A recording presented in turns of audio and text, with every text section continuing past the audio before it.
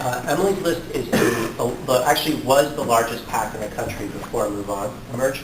They actually, I believe they were started in the 80s. It's a PAC that's designed to elect pro-choice Democratic women. And it's, there was a huge infrastructure gap in terms of electing women in the political system. And Emily's List emerged. A lot of women had come into the workforce in the 80s. And Emily's List was appealing to them and saying, you should fund women candidates. And so they've become a very significant part of the Democratic coalition.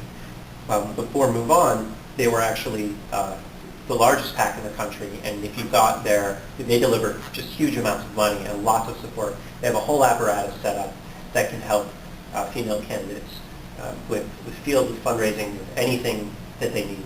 They also, in some ways, are something of a bottleneck for female candidates, because you haven't been endorsed by Emily's List.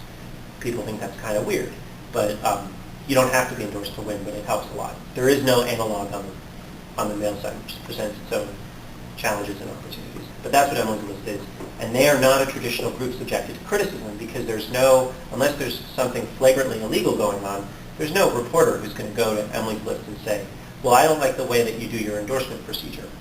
That's kind of a smaller story that's only of interest to Democratic activists. But when you have, you break out, you can have as many blogs as you want, you can really cover these micro stories, and they really do matter. It's not just the big stuff that matters.